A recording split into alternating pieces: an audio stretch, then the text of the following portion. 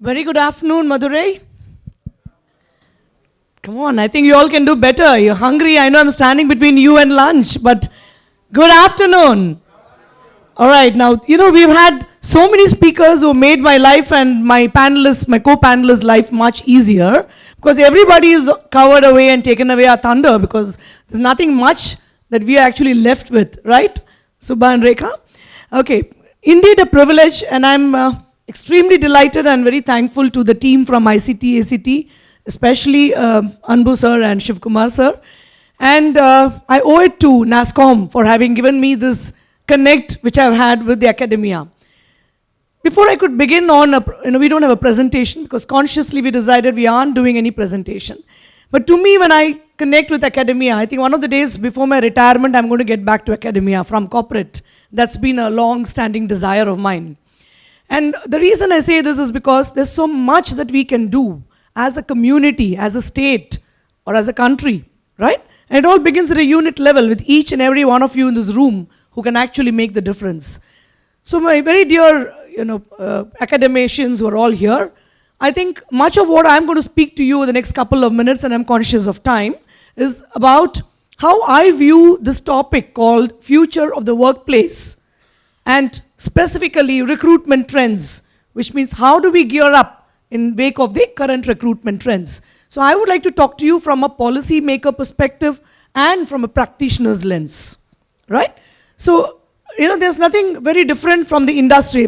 People have talked to you, all the eminent speakers before me have spoken to you about the disruption today, technology being the biggest disruption, and how has it been affecting common man's life. We also heard Kumar Jain sir, and we heard Mr. Muralidharan sir, and so many other people speak to you very eloquently about what the expectation is when it comes to the talent that we get from college. I would like to begin with a very quick narration of an experience, and that was what we were talking on the way from the airport. Jain sir, me, and we had Mike Muralidharan sir also come along. So we were talking about this, we'd gone to the college. The last couple of weeks has been placement season. We've been to the college. Well, we were told we are pretty late in the day. We should have come in August. Great, okay. Now we go into the college and we've seen close to 600, I'm not naming any institution because the idea is to emphasize on how corporates feel and are pinched by this deficiency of the right kind of resources. So we go in there, we have 800 students take an aptitude test. We have, from the aptitude, the first test was the technical test, and we have had about 28 of them from 800 clear the technical test. Now the technical test is nothing exotic, very simple. It's about your algorithms, tests your logical flow, right? Your ability to think out of the box, so on and so forth. Now, of this 24, 28 that we got, we returned almost empty-handed. And we were so disappointed that we got just 2 people clearing the aptitude test. I know Puru has already spoken to you, and so did Sridharan sir as well. But what I want to emphasize here is, when we are talking about recruitment trends, please understand today times have changed. We've all heard about why times have changed, right? The business landscape, the technology landscape, all of this has made it an imperative for people like us who are very responsible towards the next generation, and it's upon our shoulders to take this forward, folks. So when I talk about why this happens, we came back very disappointed and we said, do we go to these kind of colleges? So we said, let's go to another, set of place. So we went to Pondicherry yesterday. We were at Puducherry. The quality was far better, definitely far better. Why was it so? They were bilingual engineers as well. I'm not saying the quality comparison comes just because of their spoken English, nor am I comparing their technical skills, nor am I comparing their aptitude. I'm just comparing this one small word, which is very close to my heart, and I call it learnability. The desire to learn something different, right? So what was very interesting was, many of these people have come all the way to IIT Chennai and have done paper presentations in IIT, and they've won, right? They've gone back with a lot of trophies. Yet another smaller college in the outskirts of Chennai that we had been to. Phenomenal. I had 12 students when the campus presentation was on, these were people who asked us maximum number of questions. So that ability to think and ask a question, folks, I think we condition them. We can't blame them today. We condition them. We heard about Kumar Jain talking to you about how he came from a parent perspective, right? And he did mention to us very lucidly why he felt things should be really different. Now, the same set of people or students who were interacting maximum with us were all of those who got the offer letters. They cleared all the tests. And I somehow felt with my years in HR that these are people who will make it. And I wasn't too wrong, because of the 13, 14 sitting in those 3 front rows, we had 9 of them clear, and they've been given the offer letter from the organization. So what is it actually conveying to you and me? Right? I think we need to really bring the shift on. We can't be blaming the system. We can't be expecting more from the government.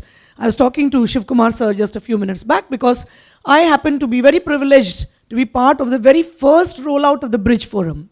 So, Shiv Kumar sir and Anbu sir are very close, and I've seen them as visionaries. So I'm personally as delighted as they are to see this forum come up to such great heights. We all can have sessions. We can meet in conference rooms. I can speak, so would my co-panelists.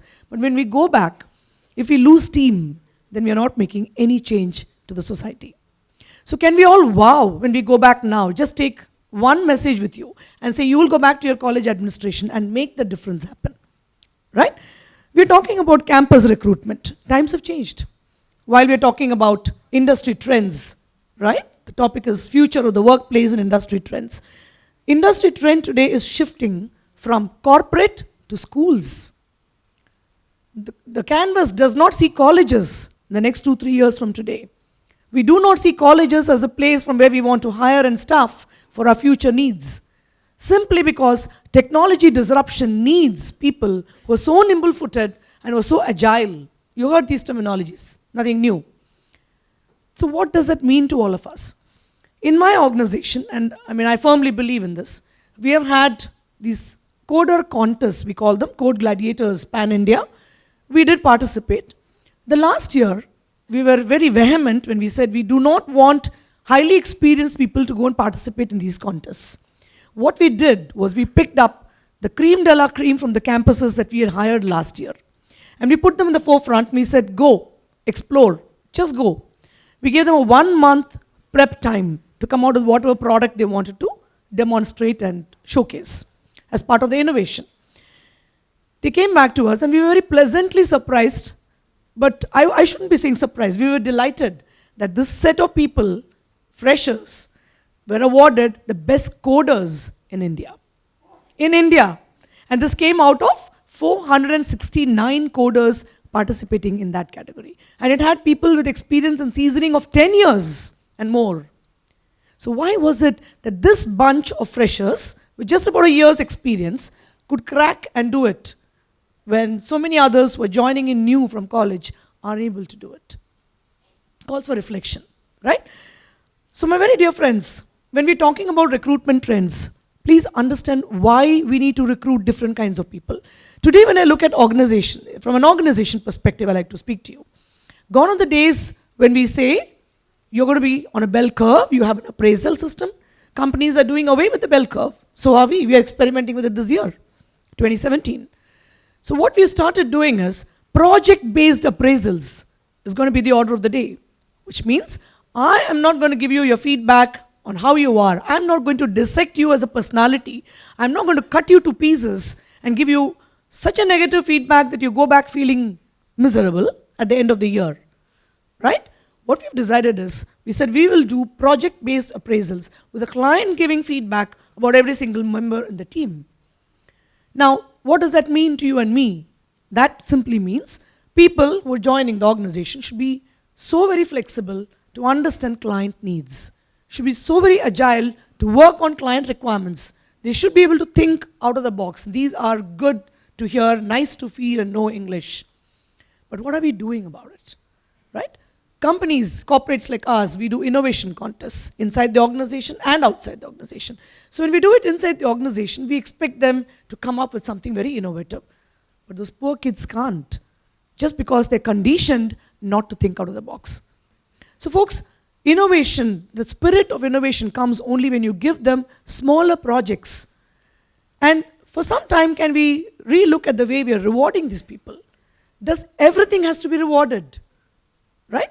And therefore comes this nature amongst the youngsters today. The millennial generation looks at, they're a lovely bunch of people, highly energetic, brilliant to the core, but we do not tap that brilliance.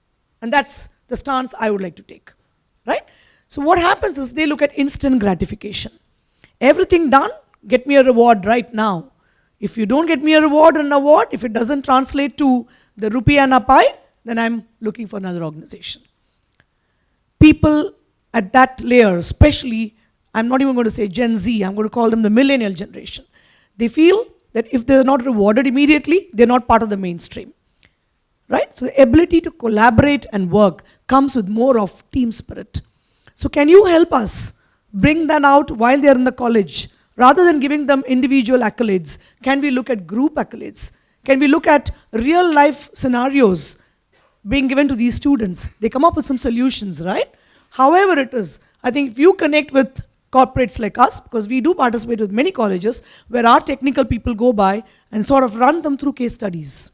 We may not leave the case study with them and come back because of, the NDA regulations that we have, non-disclosure. However, we do partner with colleges.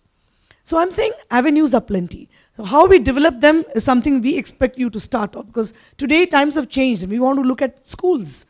Companies like Google are already doing that model. We're experimenting with it next year. So when we say connect with schools, we believe that catch them young and get them highly innovative well before they get indoctrinated into the college academic system. So while we're talking about all of these, I've just listed down a couple of skills. When I was sitting up there, I said, let me write this so it becomes easier for you to think and take it back. From a thinking skill perspective, today people have stopped thinking. You give them a problem and ask them for a solution. The first thing they do is they go and Google up. They're all friendlier with Dr. Google than they've ever been with their own parents. So Dr. Google has to give them the solution. They can't think. Critical thinking is something that I would implore upon you to please take back. Critical thinking comes through business case studies, through problem situations in whatever they do, right? Logical thinking and analytical thinking we've been talking about. Entrepreneurial skills. When they join organizations, people who grow up the ranks in the echelons of the organization are those people who are proven entrepreneurs. What does it mean? What simply is entrepreneur? Entrepreneur doesn't mean you open a big shop and you start and you have to be a success. Entrepreneur simply means the ability to work, right? To come up with something which is very enterprising, which others haven't hitherto thought about, and then come up with a solution to the client and say, hey, look, this gives you this cost saving. So entrepreneurial ability is something that is well recognized as a trait when we're looking at recruitment. Then design thinking. Everyone wants to be a coder, right? When I do my pre-placement talk and I speak to people and I say, what do you want to do? The first thing they say is, I want to be a developer. Now, it's like saying, I just value my two hands and I don't cherish any other part of the torso, right? So you need to be an all-round developed software professional, which means right from there, the conditioning that happens in colleges, if you go, you only get a job of a coder or a developer. If it's in testing, don't take it up. I have heard from students, many of them get trained by the alumni, by the faculties, that look, if it's only coding, take it up. Otherwise, refuse the offer. We'll put you for the next campus. That's fine. The guy will anyway get a job if he's brilliant. Point isn't that. The point is, what skills are we making these youngsters imbibe? Design we talked about, reasoning skills. People just can't reason. When there are real life situations where people have been sent on site, it's a dream, right? Everybody in India wants to go abroad, earn the dollar or the pound or the euro and come back. But what happens is, when they go there, sadly, they're sent back in a couple of days if they don't know how to reason out a situation, because the client is not your friend. And to a client, those days of cost arbitrage is all gone.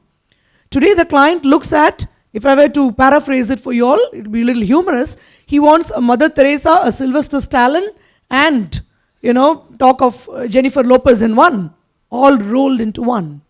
Which means he wants a bilingual engineer And he says, I want somebody who knows object-oriented programming systems, and I want somebody who knows a little bit of mainframe, a little bit of Kix and a little bit of DB2. And if it's mainframe COBOL, great, nothing like it. The list is endless. But folks, India as a country is slowly losing the advantage we had just because the next generation is not gearing up or geared up to take on that challenge in the business scenario. So these are skills which I think all of us need to take back and speak to our youngsters about. And when we run the programs in the colleges, any sort of symposium or exposition or whatever you do, it would help for you to keep these in mind, right? Because somewhere along there's a disconnect between the placement fraternity and the teaching fraternity. And I think I would request you all to please bridge that gap. We as corporates would be more than happy to come by and see how we can partner with you in that journey. Social skills, right? We've been hearing a lot about digital, right? Communication, yes. Communication is sadly interpreted or misinterpreted, if I could say so, as somebody who speaks with big accent, yeah? And more than 3 minutes, the guy or the girl can't sustain that accent. It breaks. Folks, we are Indians, and we are proud Indians. There's no need for us to don a European accent. There are people who've been abroad for 18, 20 years, and when they come back and speak chaste Tamil or the home language. It's such a pleasure and delight watching them because they don't change their personalities. So somewhere along, communication skill is the ability to articulate what they want to speak. Unfortunately, we do not conduct programs which brings out that aspect of communication. Communication is about writing. Way back, there was a person who sent a resume to my recruiter. It was a big joke because there was an advertisement released, and this advertisement is right there. He's responding to the ad, and he says, XYZ, that's his name, for example. He says, for your above, I give my below. Now that's the communication coming in from a youngster, a millennial. Now imagine if he were to write like this to a client, what could happen? He will annul the contract with the company, right? It's atrocious. So I think somewhere along, the ability to write respectfully, there's no hi, there's no hello, there's no dear, there's nothing. Simple mail, simple communication, gone for a toss. So communication skills is not just about developing English. And I would refuse to believe that only if you speak European English, you will get a job abroad. No, that's not what it is. So long as you're grammatically right, so long as you're able to articulate what you want to speak about, perfectly okay. Right? Then I would like to speak about the social skills. To me, social skills is extremely vital and important. What does that mean? Today we're working in distributed teams, right? The world is a global village. Times have changed. The future of the workplace is remote working, right? And there are multiple ways in which we track whether a guy is really working from home, within quotes, because his working from home is, it used to be a myth for some point in time.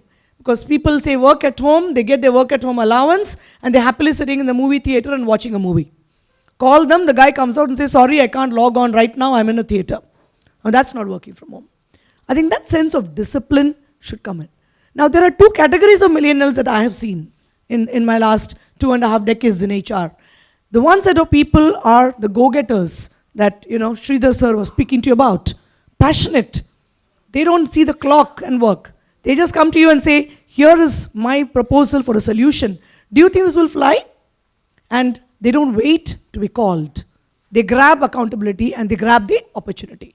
The other set of millennial, and these millennials are shaped and conditioned, mind you. They are not born that way. They're shaped and conditioned by the environment they've spent the last 4 years of their life. Which means, as college, as academicians, we have a bounden responsibility to ensure we give them that atmosphere in which they're able to articulate, speak, mix along with people.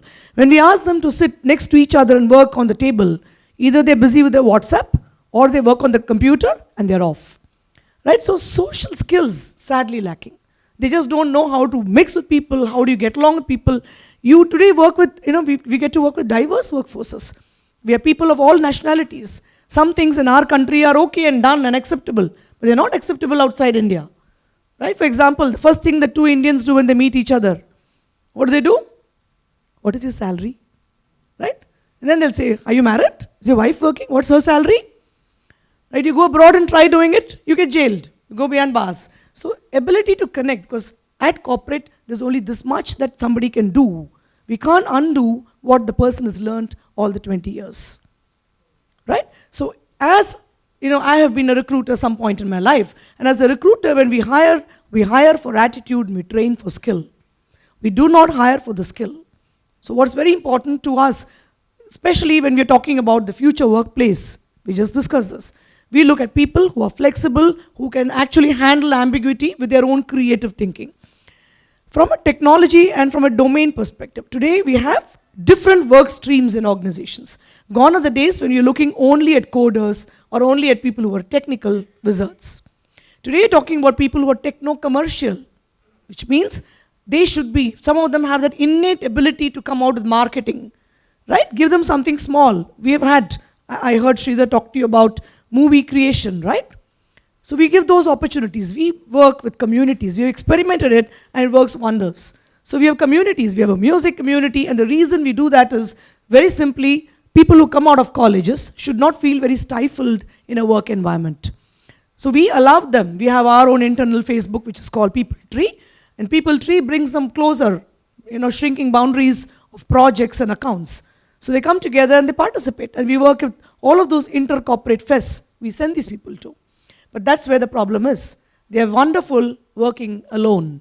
They cannot work in a group, right? So that's what I meant when I said social skill. So having spoken about all of that and the change that we say, these are the top 3 trends, just summarizing it for you. I talked to you about why we have moved to customer-driven appraisals, right? We would like to call it project completion appraisals rather than a year-end appraisal. Then again, hiring for attitude. And of course, policies. From a corporate perspective, today policies are all being relooked. In my organization, we are at a very key juncture in the company right now. We have gone through our merger and acquisition. It's a merger in India and an acquisition outside. So the way we work is we have 3 or 4 generations of the workforce in the same organization, right? You have father and son in the same organization. So how do you look at your HR policies? So we re-look at the policies, and what we do is we connect with this same set of people who join us, the millennials, in the form of focus groups. And let me tell you, they come up with some fantastic solutions. So led to themselves, they're very creative, right? So I would urge all of us here to bring out that creativity in these people. Before I conclude, a little bit on the topic that I wanted to speak to you about, recruitment. Today we're talking about recruitment process outsourcing. RPOs. RPOs have become the norm, right? They make life easier. So as recruiters, when we hire people, social media, we have heard enough. We have all been talking about how social media has influenced, one more minute ago, has influenced all our lives. So we would urge people writing and putting their profiles also in social media to keep it professional, right? Somewhere along, if you can bring in the spirit of professionalism, because sadly they come into office looking for friendship. I am sure none of them have spoken about this, but I would like you all to please take this message back, because we come to office to work. And for all the women here, with all my regard, I am one myself, I believe that I should shed my gender at the gate, and I'll pick up my gender on my way back home. Gender can never come in between your career, right? So my co-panelist, Rekha, will take you further on gender, but I think the biggest bottleneck to why women do not go beyond a stage in their career is themselves, and they have nobody else to blame. And I say that very consciously because I am a mother of 2, and I know all of us, there are stages in life where we need to step back, take a couple of months off, but then we come back into the mainstream. If you have the conviction, if you're passionate about what you're delivering, gender has no role to play. Thank you very much.